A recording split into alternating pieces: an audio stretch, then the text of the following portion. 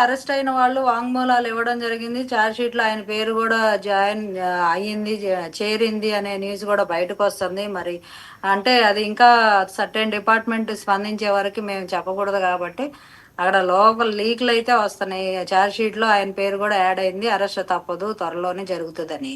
ఇక్కడ very clear గా అర్థమవుతుంది కదండి. సంపూర్ణ మద్యపాన నిషేధం చేస్తానని చేసి ఆయన చేసిన లిక్కర్లో మద్యమే లేకుండా కంప్లీట్ గా స్పిరిట్ అది ఇది రకరకాల కెమికల్ తో కలిపి ఒక మద్యాన్ని పారించారు. ప్రజల మాన ప్రాణాలతోటి ఆడుకున్నారు. 35,000 మంది చనిపోయారు.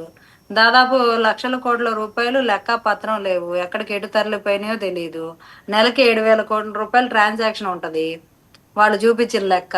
మరి అదంతా ప్రభుత్వ ఖజానాకి చేరిందా చేరలేదా ఇంతవరకు వివరాలు లేవు. దానిలో ఎంతవరకు వీళ్ళు రికవరీ చేస్తారో సిట్ అధికారులు చూడాలి.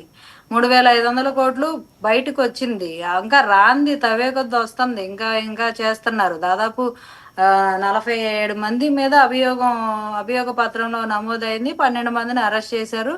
ఇప్పుడు మన మిథున్ రెడ్డి గారిని అరెస్ట్ చేసిన తర్వాత కస్టడీకి తీసుకోవాల్సింది ఉంది కదా, ఆయన్ని ఒక 2 టైమ్స్ కస్టడీకి అడిగినట్టున్నారు. అది కూడా అయిన తర్వాత ఇప్పుడు కొత్తగా A4, A7, A47 ఇట్లాగా. ఓకే, కాదు ఏంటి ఇప్పుడు పవన్ కళ్యాణ్ గారు ఆపద్దరు ముఖ్యమంత్రిగా ఉన్నట్టున్నారు?